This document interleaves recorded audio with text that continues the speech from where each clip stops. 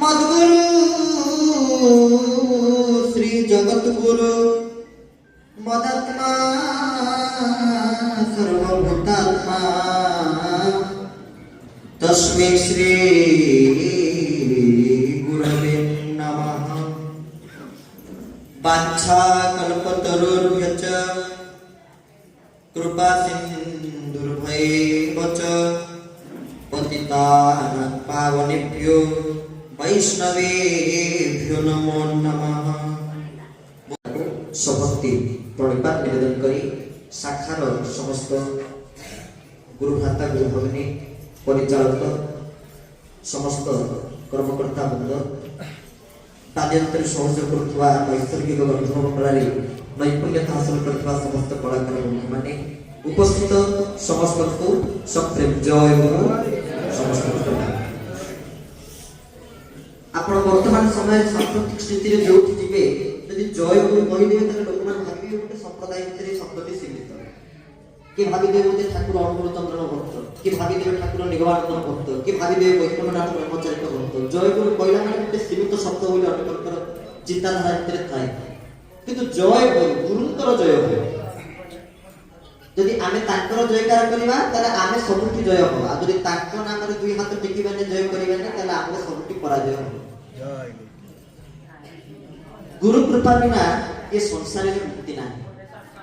बंदो गुरुपद पद्म परागा सुरुचि सुबास सुरस्वनुरागा गोस्वामी तुलसीदास महाराज श्री रामचरितमानस ग्रंथरे सुंदर चौपाई बुझे कहिथिले जे गुरुंकर पार जन्म जो कथा हम पूर्वरु आपण मानक सुंदर भाव उद्बोधन दोतिले परम पूज्य अनंत श्री समलकृत श्री चैतन्य चरणदास महाराज कृपा संपित शिष्य परम पूज्य बाबा ब्रजबंधु दास जी महाराज चरण तले मध्य भक्तिगत प्रवचन निवेदन करुछि। से पूर्वरु केडे सुंदर भाव रे गुरुत्व संबंध रे आपण मानक आशीर्वचन प्रदान करथिले। शास्त्र रे गोटे कथा अछि गुरु मनुष्य बुद्धिस्तु चक्षुर भारम प्रतिमा शिशिला ज्ञान कुर्बान नरकं प्रजित। गुरु मनुष्य बुद्धिस्तु केते बेले भी गुरु को गोटे मनुष्य ज्ञान करना क्षिति जल पावक गगन समीरा पंच रचित यह अधम शरीरा आम शरीर जेमिति पंच महाभूत को नै सृष्टि छि क्षिति जल पावक गगन समीर सेमिति गुरुकर शरीर गोटे पंच महाभूतिक शरीर नुहे। गुरु गोटे व्यक्ति नुहंती गुरु होचंती गोटे शक्ति सर्वदा ए भाव को निज निकटरे साउटी गुरुकर सेवारे ही निज मन को स्थिर कर दे। गुरु मंत्र शक्ति अशेष काल काल काल जा बस नाम परब्रह्म जीव श्रेष्ठ धर्म गावरे श्री गुरु महिमा जस। गुरु मंत्र भितर अशेष आ असीम शक्ति अछि। मंत्र मंत्र शब्द अर्थ कोन ना मनना त्रायति मंत्र जे मन को नियंत्रण करते बहिमुखी मन को जो अंतर्मुखी करते से होचंती मंत्र। आ गुरु जो मंत्र देचंती से मंत्र को बारंबार जपिबार आवश्यकता रहिछि यह सत्य। किंतु जदि आपण माने को माने कोनसी गुरु संप्रदाय भक्त माने शिष्य माने ताको गुरु मंत्र को जपुनांती खाली गुरु मंत्र पर बड़ विश्वास अछि सेतिकी यथेष्ट जपिबा छाडी दियो केवल निज गुरु मंत्र ऊपर जदि आपनकर दृढ़ता सहित विश्वास अछि ताले निश्चित भाव रे आपण गुरु कृपा को लाभ करि पाए। तार गोटे प्रमाण में आपण मान दोच गोटे भक्तर उदाहरण माध्यम आ होचंती विद्याधर मनोजग पूर्वक कथा को श्रवण करूथिबे। विद्याधर नाम दे भक्त जे किथिले व्याध शिकार करिवा थिला तांकर काम से जोटी रोगित्र निकट रे जने बाबाजी को आश्रम से तांकर पाखरे जे दीक्षा ने से को मंत्र नै किंतु व्याध मान तो शिकार करी जीव हत्या करिवे भगवान ने कोन कले वैकुंठपुर रे गोटे सुंदर घर टिए तैयारी करे तत्क्षणात देवर्षि नारद पहुंची गले कहले प्रभु नारायण आपण कोन वैकुंठ रे घर कहां ताई करूचंती भाबिले मन मन बोधव्य भगवान घरटा मो पाई काहे ना मु सब बेले तो महति बिना बजे कि नारायण नारायण नाम को अनवरत गाउछि बोधव्य भगवान कृपा करी मो पाई घरटी तैयारी करूचंती किंतु प्रभु इंगित रे मना कर देले कहले ना ना ना मु तम पाई घरटी करू ना ताहले का पाई करूचंती ना मर्त्य रे जणिए मोर भक्त तार नाम हेले विद्याधर व्याध शिकार करबा तार काम पशु शिकार करे जीव हत्या करे ता पे बरटी के तैयारी देवर्षि नारद आश्चर्य होई गेले व्याध माने जे जीव हत्या करूची पापी हो ना चले ভগবান পুଣି ତା ପାଇଁ ନିଜେ ବୈକୁଣ୍ଠରେ ଘର ତିଆରି କରୁଛନ୍ତି। ତାହେଲେ କିଏ ସେ ଭକ୍ତ? ନିଶ୍ଚିତ ସେ ଭକ୍ତଙ୍କର କିଛି ସାଧନା ଥିବ। ଟିକେ ନେଇ ପରୀକ୍ଷା କରିବା। ଦେବର୍ଷି ନାରଦ ମୃତ୍ୟୁକୁ ଆସି ସେ ଭକ୍ତ ବିଦ୍ୟାଧରଙ୍କୁ ପରୀକ୍ଷା କଲେ। 3-4 ଦିନ କାଳ ସେ ଭକ୍ତ ପଛେ ପଛେ ରହିଲେ, ଦେଖିଲେ ଭକ୍ତ କେତେବେଳେ କଣ କରୁଛନ୍ତି, କେତେବେଳେ ତାଙ୍କର ସାଧନା ଭୋଜନ କୋଉ ସମୟରେ ସେ କଣ କରୁଛନ୍ତି, ଦିନଚର୍ଯ୍ୟାକୁ ଟିକେ ପରୀକ୍ଷିତ କଲେ। ସର୍ବଦା ପଛରେ ରହିଲେ।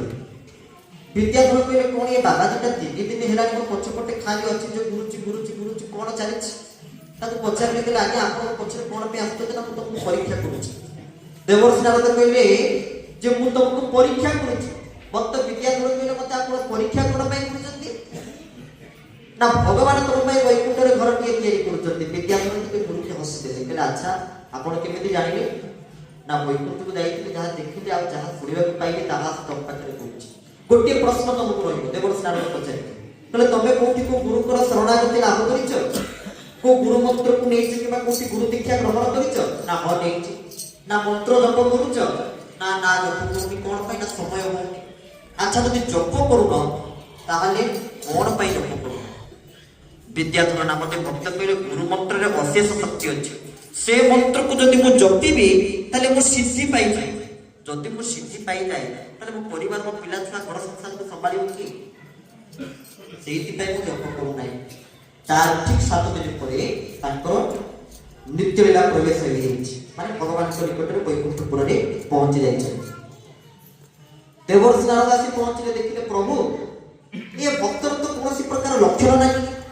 ତା ଲକ୍ଷଣ ତ କିଛି ଜଣାପଡୁନି ଗୋଟେ ଭକ୍ତ ବୋଲି, କିନ୍ତୁ ଆପଣ ତା ପାଇଁ କଣ ପାଇଁ ବୈକୁଣ୍ଠରେ ଘର ତିଆରି କଲେ? ଭଗବାନ ଉତ୍ତର ଦେଲେ, କହିଲେ ଇଏ ସିନା ଗୁରୁ ମନ୍ତ୍ର ଜପେ ନା, କିନ୍ତୁ ଗୁରୁ ମନ୍ତ୍ର ଉପରେ ତାର ଯୋଉ ଦୃଢ ବିଶ୍ୱାସ। କଣ? ନା ଗୁରୁ ମନ୍ତ୍ର ଜପିଲେ ମୁଁ ସିଦ୍ଧି ପାଇଯିବି।